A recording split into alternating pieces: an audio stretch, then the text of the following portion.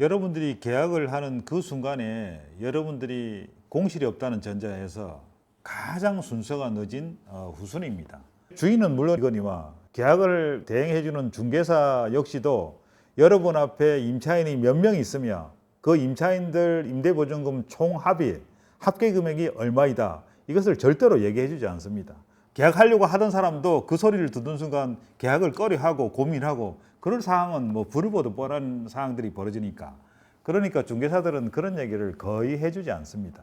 근데 여러분들은 한번 확인을 하셔야 됩니다. 내 앞에 임차인이 몇 명 있냐. 그 금액이 토탈 다 해서 임차 보증금 합계 금액이 어느 정도 되는지 알고 싶다.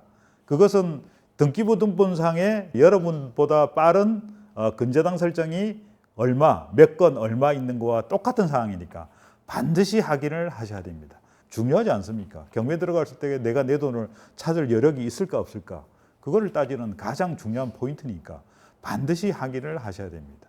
그리고 마지막으로는 집주인 소유자라는 사람이 계약을 하러 왔을 때 소유자인지 아닌지 그것을 반드시 확인하셔야 됩니다. 신분증을 가지고 얼굴하고 좀 대조를 해보고 좀 세밀하게 해보시고 그리고 이름하고 뭐 주민번호하고 이런 것도 좀 확인해 보시고 그런 얘기를 들었습니다. 그냥 대놓고 신분증을 달라 해서 그걸 해서 죄송한데 제가 좀 걱정돼서 그런데 혹시 주민등록 번호를 한번 말씀해 주시라. 꼭 우리 그 술집에 미성년자 신분증 확인하듯이 주민번호가 몇 번이냐 뭐냐 왜냐면 다른 사람 거 가져올 수도 있고 요즘 또 위조 신분증도 워낙 많으니까 대놓고 이것저것을 물어보는 분도 제가 본 적이 있습니다. 뭐 꼭 뭐 그렇게까지는 않더라 해도 조심하고 또 조심해서 손해볼 거 없으니까. 그리고 이때는 꼭 필요할 것 같습니다. 집 소유자 본인이 아니고 대리인이 나왔을 때에는 정말 조심을 해야 됩니다. 요즘 온갖 서류들이 그 위조 서류들이 많아가지고 참 이 극성을 부리고 있지 않습니까?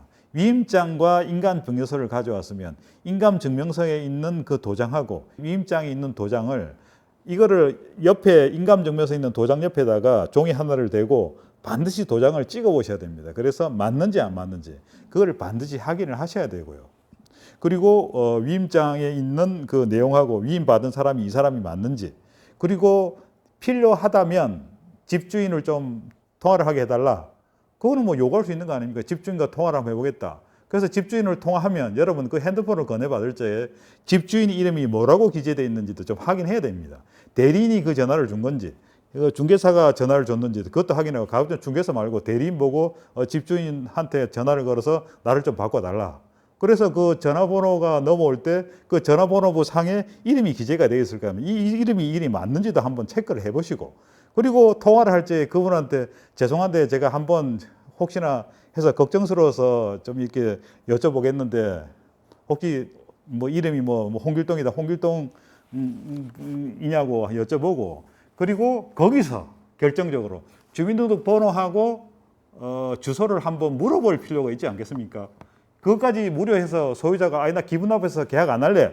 뭐 그러면 어쩔 수 없는데 근데 그거 물어본다고 기분 나빠할 소유자라면 그 집이 좀 이상한 느낌이 들지 않습니까? 심지어 그런 것까지도 한번 확인해 볼 수 있어야 된다. 왜냐하면 요즘 전세 세계가 워낙 극성을 부리니까 내 돈 뭐 8천만 원이 1억이 1억 5천이 2억이 3억이 4억이 이 보존될 수 있을까 없을까?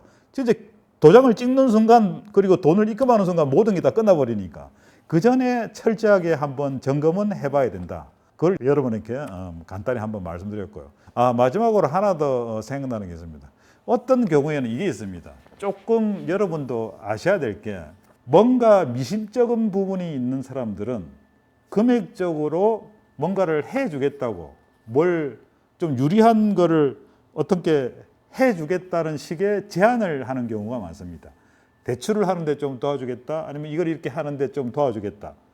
그 사람이 굳이 소유자가 그래야 될 이유가 없거든요. 그런데 어떻게든 계약을 성사시키려고 어떤 금융적인 어떤 부분을 뜬금없이 제안하는 경우가 있습니다.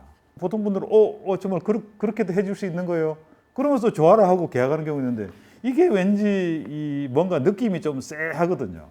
그런 거를 좀 주의를 해주시고 그 다음에 또 한 가지 뭐냐면 집에 들어가면 특히 그 원룸 같은 경우 오피스텔 원룸 풀옵션 인테리어가 되어 있는 곳들이 있습니다. 풀옵션이 쫙 되어 있으면 이게 보통 분들은 좋아하죠. 제가 임차인이라도 풀옵션 돼 있는 곳을 계약을 하지 뭐가 좀 빠져 있는 곳은 계약하기가 좀 애매합니다. 내가 또 준비를 해야 되고. 그런데 너무 풀옵션이 있다고 해서 거기에 혹해가지고 집이 마음에 드는 순간 여러분들은 뭔가를 따져야 될 거를 이제 못 따지는 그런 상황들이 막 벌어집니다. 근데 풀옵션이 있다 해도 따져야 될 거는 좀 조목조목 잘 따지셔야 됩니다. 그러니까 제일 좋은 게 미리 종이에다가 메모지에다가 반드시 체크해야 될 문제들을 1, 2, 3, 4, 5로 적어가지고 그 중개사 사무실에 가서 서로 마주 앉은 자리에서 하나하나 체크를 해보시는 게 좋습니다. 만약에 이게 본인이 체크하기 힘들면 이런 부분을 좀 잘 아시는 주변에 아는 지인분이나 아시는 분을 한번 대동을 해서 맛있는 점심을 사주시는 한이 있더라 해도 저녁을 사드리시든 그분을 한 분 대동을 해서 같이 가는 게 상당히 유리합니다. 그래서 오늘은 여러분께서 전세 사기, 요즘 좀 횡행하는 전세 사기를 조금이라도 예방할 수 있는 그 방법을 경매 전문가 입장에서 좀 이런 부분은 요런 사항으로 경매가 진행이 되니까 그래서 조금 더 조심해야 된다. 몇 가지를 말씀드렸습니다.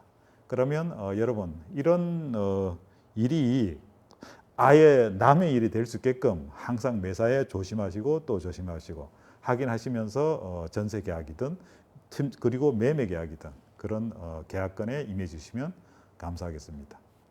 감사합니다.